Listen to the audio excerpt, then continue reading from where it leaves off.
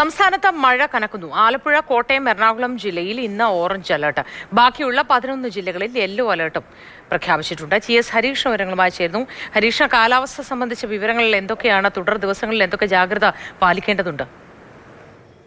കാലാവസ്ഥാ നിരീക്ഷണ കേന്ദ്രത്തിന്റെ ഏറ്റവും പുതിയ അറിയിപ്പ് അനുസരിച്ച് നാളെ കേരളത്തിൽ കാലവർഷം എത്തും എന്നുള്ളതാണ്.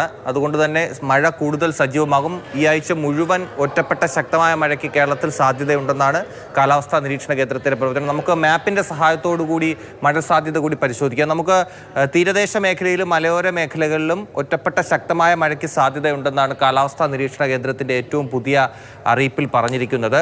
തെക്ക് പടിഞ്ഞാറൻ കാറ്റ് കൂടുതൽ ശക്തമാണ്. അപ്പോൾ സ്വാഭാവികമായിട്ടും കാലവർഷം എത്തുന്നതിന് മുന്നോടിയായി ലഭിക്കുന്ന മഴയാണ് ഇപ്പോൾ ലഭിച്ചുകൊണ്ടിരിക്കുന്നത്.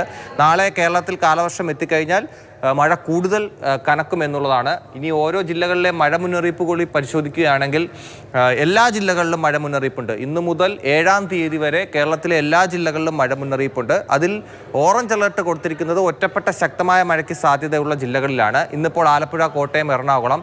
അത് കഴിഞ്ഞാൽ നാളെ ആകട്ടെ തിരുവനന്തപുരം മുതൽ തൃശ്ശൂർ വരെയുള്ള എല്ലാ ജില്ലകളിലും ഓറഞ്ച് അലർട്ടാണ്. ഒറ്റപ്പെട്ട ശക്തമായ മഴയെന്നാണ് പ്രവചനം. ഓറഞ്ച് അലർട്ട് ആണെങ്കിലും റെഡ് അലർട്ടിന് സമാനമായ രീതിയിലുള്ള മുൻകരുതലുകൾ സ്വീകരിക്കണമെന്നാണ് കാലാവസ്ഥാ നിരീക്ഷണ കേന്ദ്രത്തിന്റെ പ്രവചനത്തിൽ പറയുന്നത്. മറ്റ് ജില്ലകളിലൊക്കെ യെല്ലോ അലർട്ടാണ്. കൂടുതൽ ശ്രദ്ധ വേണ്ടത് മലയോര മേഖലകളിലാണ്.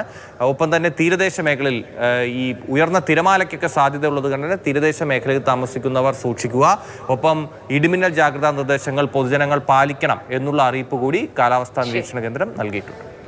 GS ഹരീഷാണ് കാലാവസ്ഥ സംബന്ധിച്ച വിശദ വിവരങ്ങൾ പങ്കുവച്ചത്. ജാഗ്രതാ നിർദ്ദേശങ്ങളുണ്ട്, കൃത്യമായി പാലിക്കുക.